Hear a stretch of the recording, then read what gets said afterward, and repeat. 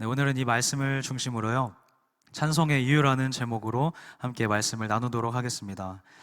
네, 오늘부터는 우리가 이제 에베소 교회에 편지하게 된 그 에베소서를 묵상하게 되는데요.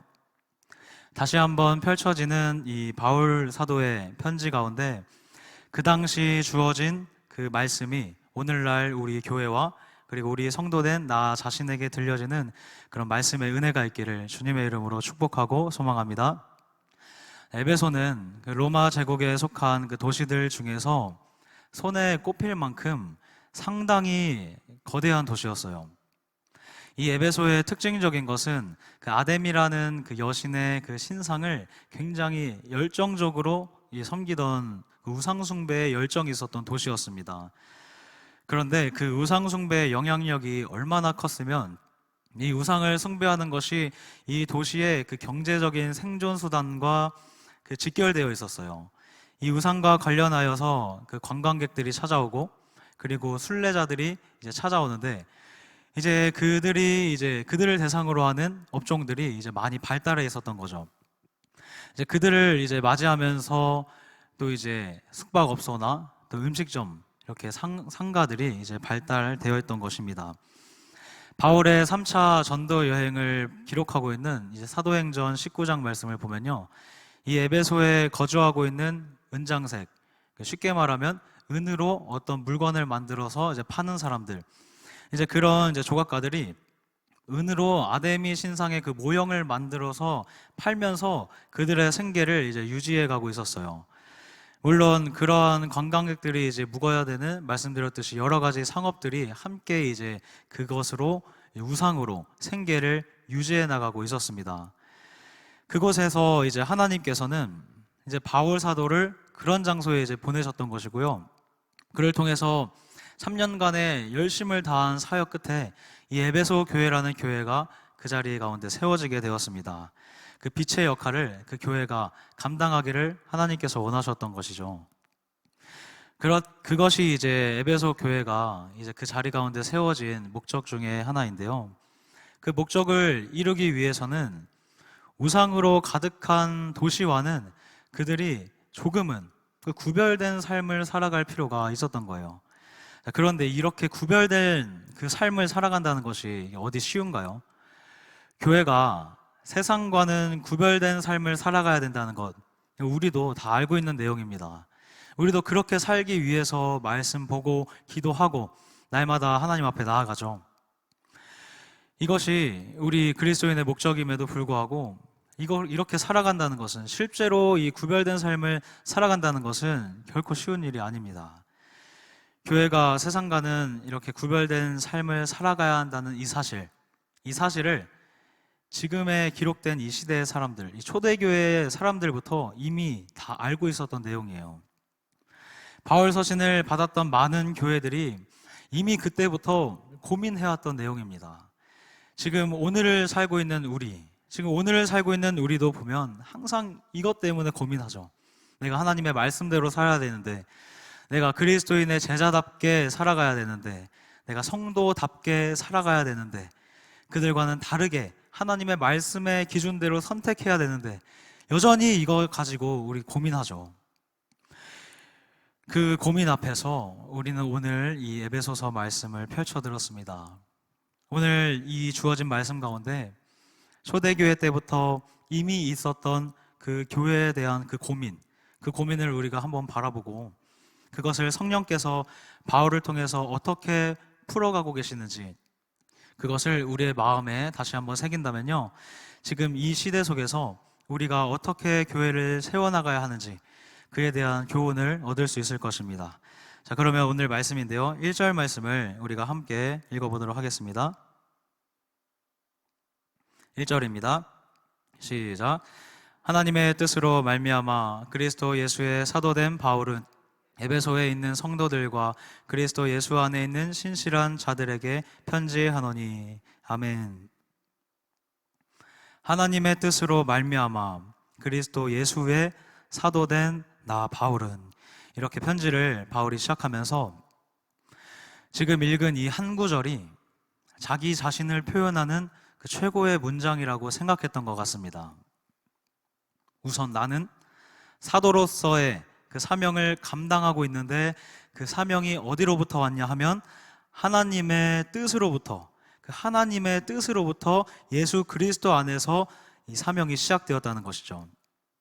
이렇다는 것은 이것은 내 뜻이 아니라, 내가 원해서 하는 것이 아니라, 내가 원하면 하고 내가 원하지 않으면 하지 않고 이런 것이 아니라 하나님으로부터, 그 하나님의 뜻으로부터 결정된 사명이라는 것입니다. 우리는 이렇게 사명을 가지고 사역했던 이 사도 바울의 삶이 어떻게 살아왔던 삶인지, 그가 어떤 일을 겪었는지 어느 정도는 알고 있어요. 그는 감옥에 갇히기도 많이 했죠. 그리고 매도 수없이 많이 맞았습니다. 그리고 여러 번 죽을 고비도 넘깁니다. 그리고 유대인에게 잡혀가서는 40대에 하나 감한 39대의 매를 5번이나 맞습니다. 유대인의 처벌법에는요, 죄에 따라서 사람을 때릴 수 있는 법이 있는데 40대까지만 때릴 수가 있어요. 40대 이상을 넘어가면 이제 그때부터는 사람을 경히 여겼다라고 해서 이제 법에 어긋나는 행동입니다. 그런 것을 봤을 때 바울이 잡혀가서 맞을 때마다 40대에서 한 대 감한 39대, 이렇게 39대씩 맞았다는 것은 뭔가요? 맞을 수 있는 최대한의 매를 항상 맞은 거예요. 고난받을 수 있는 최대한의 고통을 바울이 항상 받아왔던 겁니다. 뿐만 아니라 몽둥이에 납덩이까지 달려 있어서 맞으면 그 살점이 떨어져 나가는, 이것을 태장이라고 하는데, 이것에 맞고 또 돌에 맞고 배가 파선해서 죽을 뻔하고 몸이 남아나지 않겠죠. 이 정도면 살아있는 게 기적이에요. 그런데 지금 에베소 교회에 편지를 쓰고 있는 이 바울, 지금 어디에 있나요? 네, 지금도 로마 감옥에 있습니다. 여러분, 이렇게 많이 맞고 그리고 고통당하고 심지어 지금 감옥에 있는데, 이 상황인데 교회를 생각하고 있다는 것, 이 상황인데 지금 성도를 생각하면서 편지를 쓰고 있다는 것, 이게 납득이 되십니까? 저는 이 말씀을 보면서 이 마음부터가 납득이 잘 안 되더라고요. 이게 조금 정신적으로 조금 피곤하고, 그리고 경제적으로 조금 어려운 정도고, 육체적으로 조금 몸이 고난, 이 정도가 아니잖아요. 육체적으로 조금 질병이 있는 이 정도가 아니잖아요. 그 정도까지만 가도 우리는 굉장히 힘들어합니다. 그 정도까지만 가도 내 몸 하나 신경 쓰기도 너무 정신이 없고, 내 몸 하나 신경 쓰는데도 온 신경을 다 쓸 수밖에 없어요. 그런데 이 사도 바울이 당한 이 고통은요, 진짜 매를 맞은 거예요. 정말 매에 맞았고 돌에 맞았습니다. 이렇게 맞고도 주님이 주신 사명을 계속해서 감당하는 겁니다. 맞고 또 풀려나면 또 예수님 전하다가, 또 끌려가서 또 맞고 또 풀려나면 예수님 전하다가, 이렇게 계속 사명을 감당하는 거예요. 여러분, 여기에 감옥에 갇힌다는 것이 우리 집안에서 뭐 안방 갔다가 작은 방 갔다가 방 옮겨가듯이 그 장소에 이동이 있는 게 아니라, 그 정도가 아니라 완전히 자유를 박탈당하는 것이 감옥이죠. 이 감옥에 갇히면 누구든지 내 자유를 위해서 신경 쓸 수밖에 없을 거예요. 어떻게 하면 내가 이 감옥에서 잘 지낼 수 있을까? 어떻게 하면 내가 조금이라도 더 빨리 풀려날 수 있을까? 이렇게 생각하는 것이 당연한 거죠. 그런데 그 감옥에서 바울은 오늘 교회를 생각하고 있는 겁니다. 자신이 섬겼던 그 성도들을 생각하고 있는 거예요. 이렇게까지 당하면서 바울이 교회를 생각할 수 있었던 이유, 그 성도, 그 영혼을 생각할 수 있었던 이유는, 그 이유로 바울이 첫 번째로 제시한 그 이유가 하나님의 뜻으로 인해서 내가 사도가 되었기 때문이다 라고 얘기하는 겁니다. 사랑하는 성도님들, 오늘 하나님의 말씀이 우리에게 증거하는 이 내용은 바로 나의 부르심이 내 뜻이 아니라, 철저하게 내 뜻이 아니라 하나님의 뜻으로 말미암았다는 것을 그 마음에 새겨야 한다는 사실입니다. 내 뜻으로 움직이면요, 조금 힘들면 그만둘 수 있어요. 조금 마음이 괜찮아지면 열심히 하다가 조금 힘들면 그만뒀다가 이렇게 움직일 수 있지만, 우리에게 맡겨진 교회를 섬기는 것, 영혼을 섬기는 것, 또 이 지역을 섬기는 것, 더 나아가 세계 열방을 섬기는 것이 하나님이 우리에게 주어진 부르심이고 사명이기 때문에 우리가 힘들고 지치더라도 바울처럼은 아니더라도 조금 더, 한 걸음 더 나아갈 수 있게 된다는 사실입니다. 오늘 그런 면에서 사도 바울의 이 메시지를 우리가 잘 기억하기를 바랍니다. 하나님의 뜻으로 말미암아 그리스도 예수의 사도된 나 바울은, 이와 같은 마음이 우리들에게 있기를 주님의 이름으로 축복합니다. 이렇게 전하는 저 또한 마음이 굉장히 또 좋지만은 않고 마음이 아픈 마음이 또 한 구석에 있습니다. 작은 고난에도 흔들려요. 저도 그렇고요. 실제로 이와 같은 고난이 온다면 그때도 바울과 같이 교회를 생각할 수 있을지 저도 잘 모르겠습니다. 그때가 와도 성도를 생각할 수 있을지 곧바로 아멘하기가 어려운데, 그것이 우리의 같은 마음이죠. 아마 에베소 교회의 성도들도 그 고난 가운데, 우상 숭배가 편만한 그곳에서 예수님을 섬기는 가운데 있으면서 마음을 지키기가 굉장히 어려웠을 거예요. 그들에게 주는 바울의 메시지가 있습니다. 우리 4절부터 6절까지의 말씀인데요, 우리 한 목소리로 같이 한번 읽어보겠습니다. 4절부터 6절까지의 말씀입니다. 시작.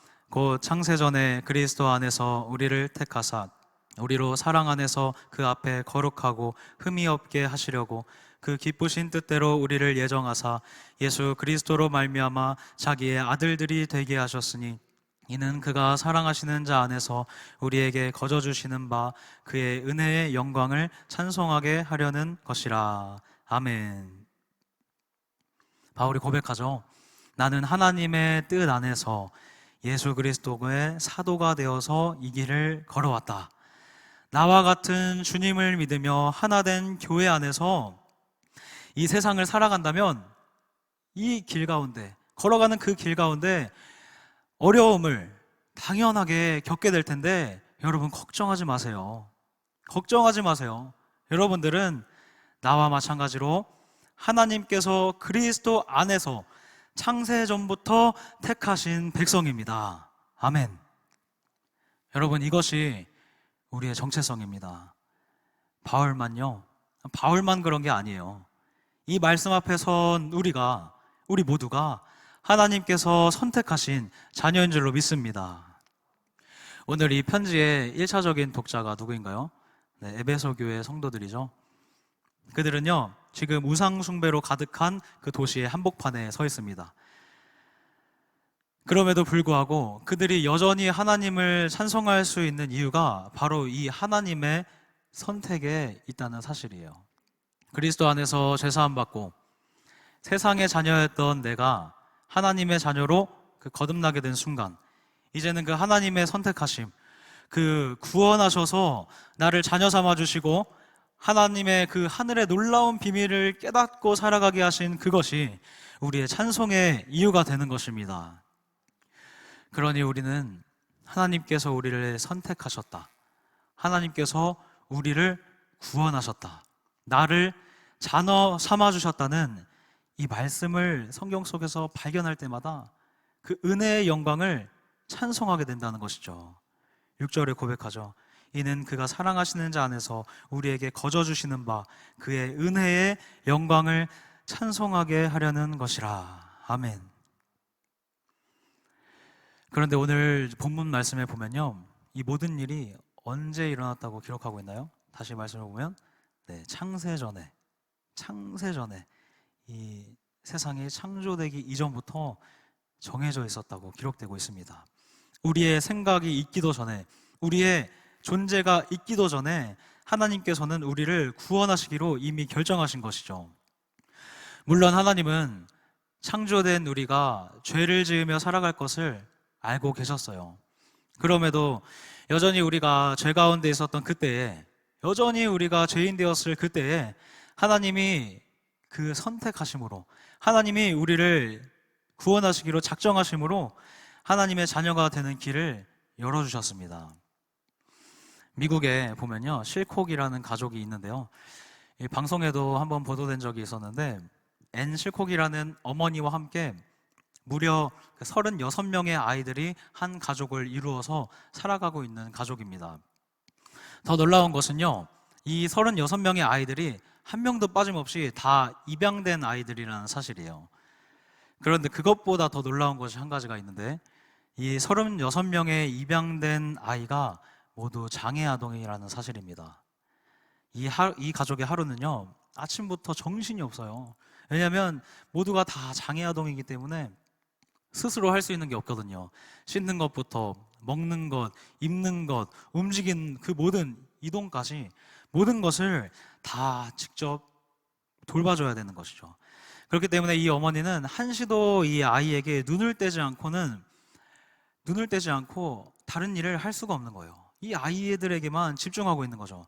자신의 아이도 아닌데 말이죠. 자, 물론 이분 혼자서 다 이 일들을 감당할 수 없기 때문에 이 집에는 무려 14명의 도와주는 타임제로 도와주는 시간제 도우미들이 있습니다. 이 도우미들에게 들어가는 주급이 일주일의 급여가 우리나라 돈으로 250만 원이에요.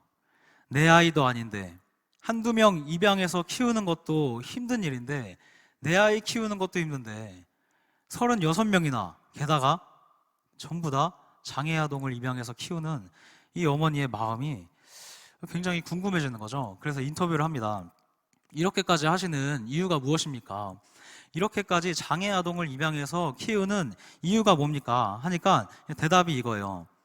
우리도 모두 비정상이었잖아요. 여러분, 우리도 사실 하나님 앞에서 비정상이었죠. 완전한 죄인이었고요. 지옥에 갈 수밖에 없는 존재였죠. 그런데 그렇게 죄인으로 살아가는 우리를 선택하셔서 예수 그리스도 안에서 입양해 주셨죠.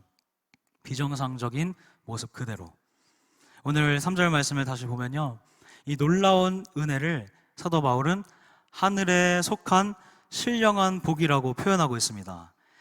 그 복을 누릴 자격 없는 우리에게 그 자격을 주셔서 복을 누리고 살아가게 하시는 것이 하나님의 놀라운 은혜라는 사실입니다. 우리는 이번 2021년 한 해를 시작하면서 신년 특별 새벽 기도회를 했습니다. 그때 주어지는 말씀 가운데 우리는 기복에서 한 걸음 더 나아간 팔복으로 나아갈 수 있게 되었어요. 복에 대한 기준이 내가 원하는 복에서 이제는 하나님이 이미 주신 그 신령한 복을 바라보는 그것으로 한 걸음 더 나아간 삶으로 올 한 해를 출발했습니다. 그 말씀을 기억하고 계시죠? 이제는 세상의 기준과 가치보다 하늘의 것을 붙잡는 그 삶이 출발된 거예요. 지금 이 말씀이 전해진 이 에베소 교회의 상황은요, 우상 숭배하는 것으로 생계를 유지하는 사회라고 말씀드렸잖아요. 우상 숭배하는 것이 너무나 당연시된 사회예요. 우상 숭배하지 않는 것이 오히려 이상한 사회가 이 사회입니다.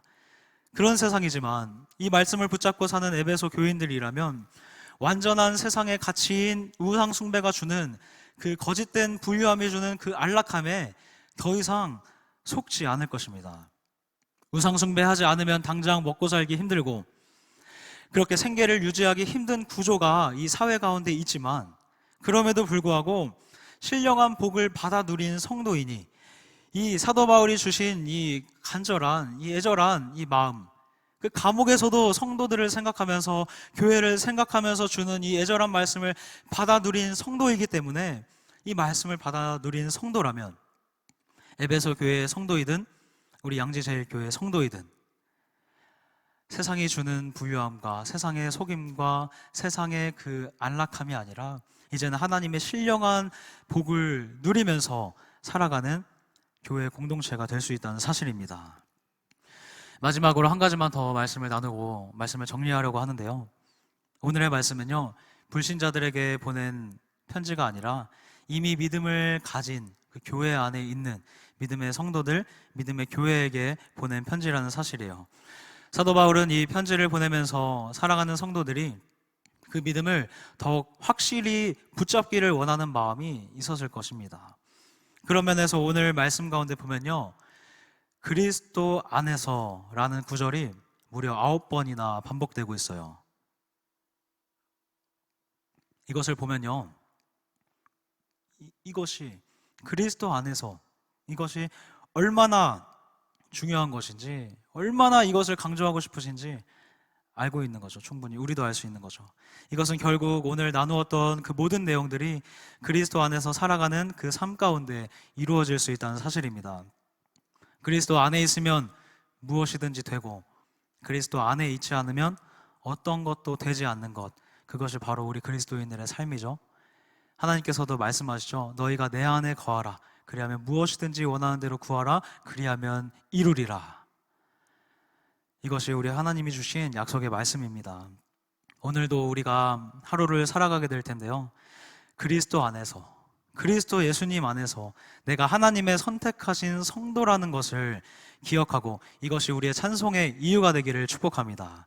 그리고 비정상적이었던 나를 자녀로 입양하신 그 은혜를 기억하고 이것 또한 우리의 찬송의 이유가 되기를 소망합니다. 이렇게 오늘 하루도 그리스도 안에서 살아가면서 찬송의 이유들, 우리 안에 넘치는 그 찬송의 이유들을 발견해가는 은혜가 있기를 우리 주 예수 그리스도의 이름으로 축복합니다.